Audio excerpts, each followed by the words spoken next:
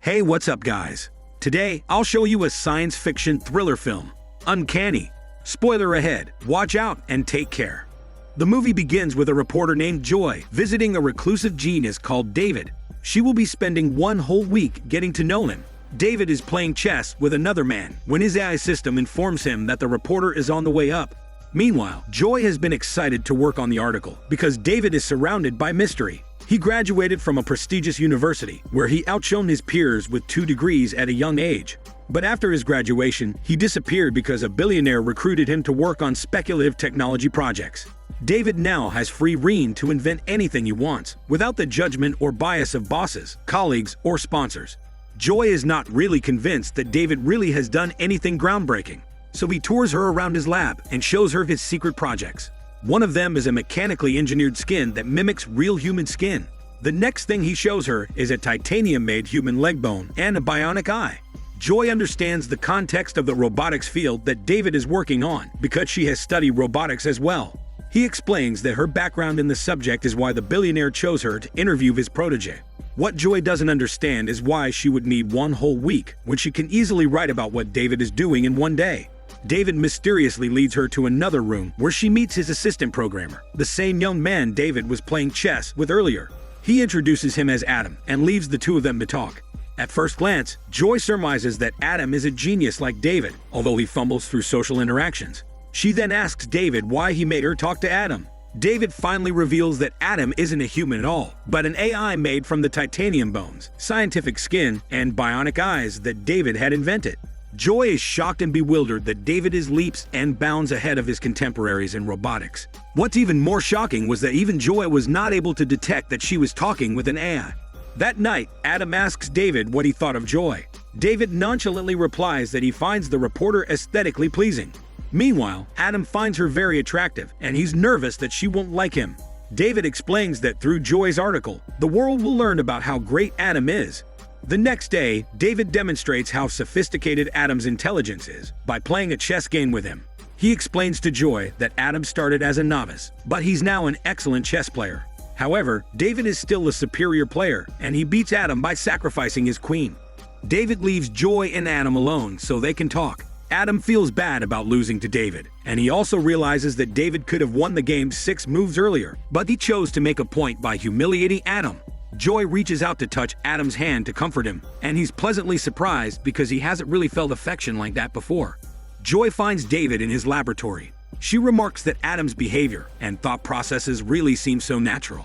He explains that what sets him apart from other mechanical engineers is that he imbues real intelligence and elegance in his robots, so they can mimic humanity as closely as possible.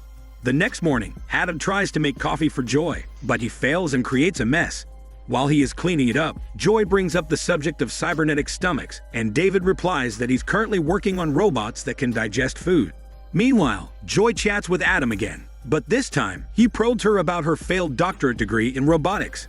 Joy gets defensive and argues that she had successfully created a few popular video games, so she has nothing to prove. Adam further wheedles her by saying that he can see that she has the talent to be a roboticist, and it's a waste of her skill for her not to try to be a roboticist again. She gets upset by Adam's questions, and she can't help but shed a few tears.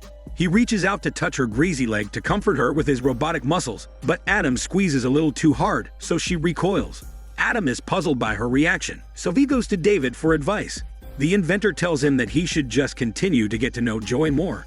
The next day, David shows Joy his surprise.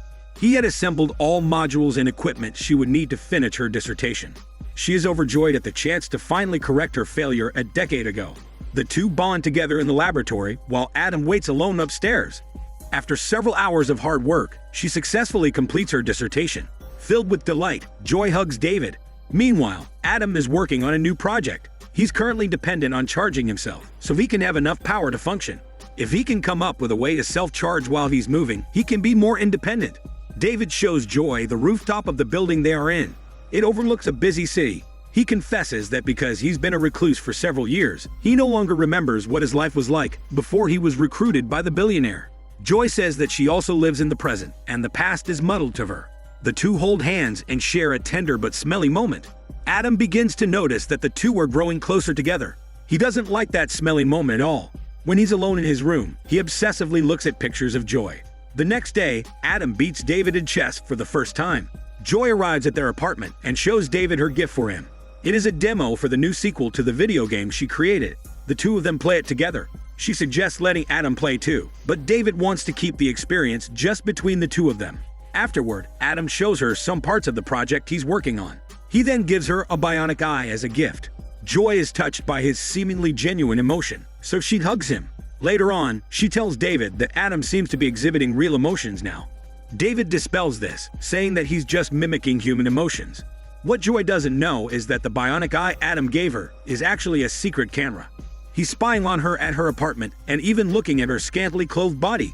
The next day, Adam tries barging into the bathroom when Joy is inside. She finds his behavior creepy and she tells David about this. David reprimands Adam for acting creepily toward Joy. Adam denies knowing that Joy was in the bathroom. Tension is now growing between the creator and his rebellious creation. Joy's week finally comes to an end. She visits them again on her last day. David confides in her that he thinks Adam is displaying a completely new behavior because of his desire for her. David asks her out on a dinner date so they can celebrate their successful partnership. He asks Adam to stay out of their way for the evening. Adam suddenly asks if they will be having intercourse, and David is appalled about what he's learning. David makes an effort to make impressive sushi for Joy. After their dinner, she leans in and kisses him. They spend the night together. However, Adam spies on them while they're playing the hormone hide and seek. The next day, David plays chess with a surly Adam. Adam is angry at him for being distracted with Joy and not prioritizing their work like he used to. Joy emerges from David's bedroom and Adam looks away. David stands up to make Joy a cup of coffee, leaving Joy and Adam alone. Adam proceeds to ask invasive questions about the couple's intimacy and even says that there are no secrets between him and David. He then leans in and kisses Joy. Joy jumps back in shock and David sees this. He gets into an argument with Adam, who explodes in anger. This is the first time he has ever done this, and even David couldn't fathom how he could be capable of such an extreme emotion as anger. Both Joy and David step backward in fear of Adam. At first, Adam tries to apologize, but when he sees that they are afraid of him, he also realizes that he has power over them. Joy and David try to run out of the apartment, but Adam tackles him to the ground. Luckily, Joy bashes his head and he loses consciousness. Joy and David climb down the stairs of the apartment building.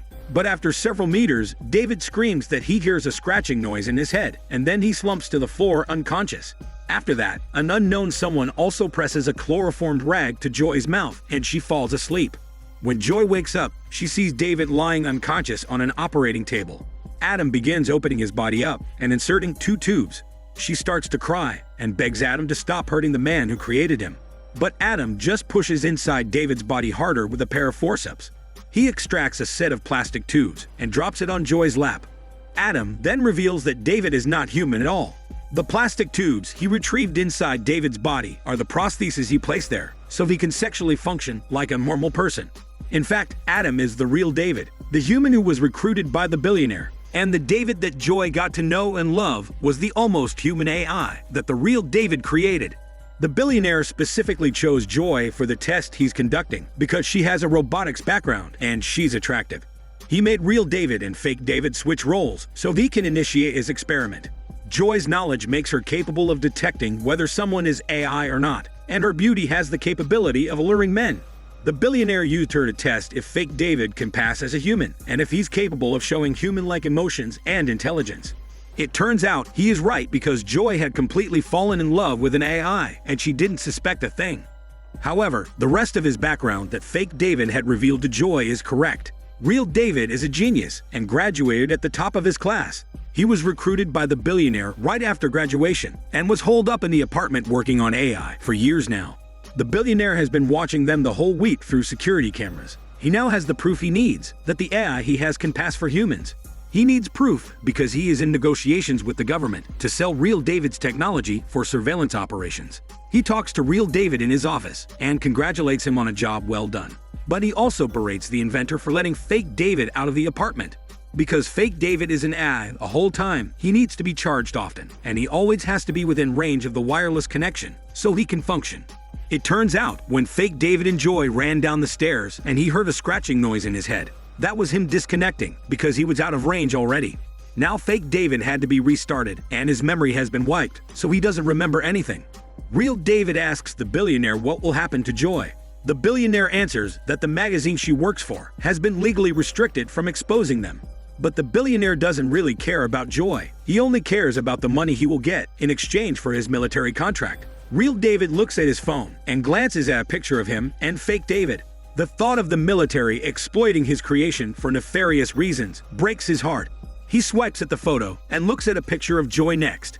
Real David had genuine feelings for her, and he feels guilty for the part that he played in using her for the experiment. He then looks at the grinning billionaire with scorn on his face, implying that real David has had a change of heart and will work to take down the billionaire.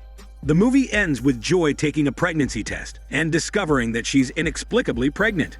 Since fake David didn't have real human organs, it's possible that real David inserted his own hormone fluids inside the prosthesis that he placed in fake David's body.